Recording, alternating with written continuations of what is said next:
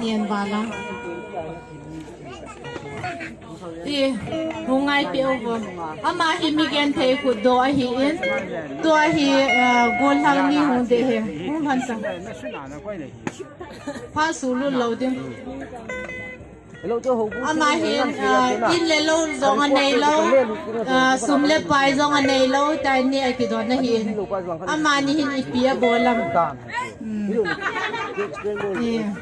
Nasa lo ka bol ha na da ha han nei.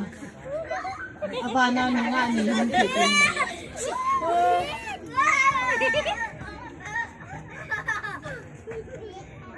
Amani hin asum athe ha hon ho chu alu pia ne la cha ane ding adon ding ti ho chu ai pe han de he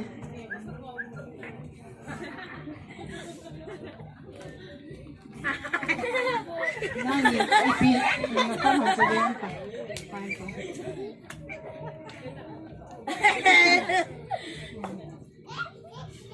Chilanga bol si tiyan eh kung chilanga no may tiyan nila bol pa nahi ahin mo mani hong kisi di hikay.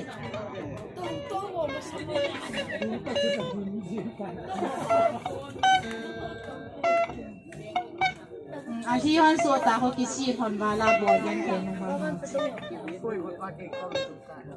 Ipinatiyan. Hasek tong hasek kisa dingin.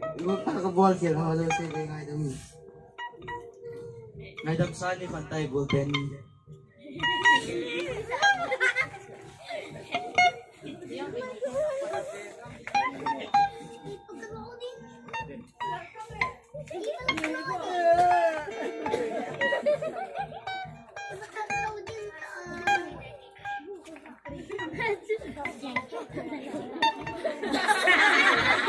Kita gol pa ka ko. Ay pwede ang pinagi.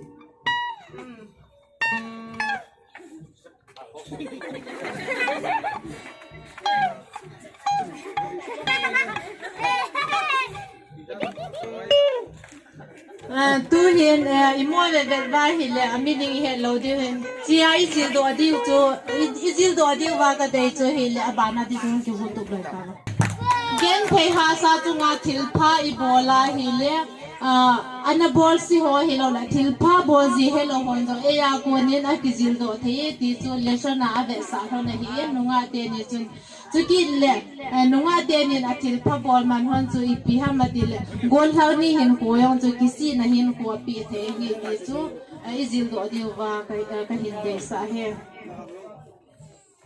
abana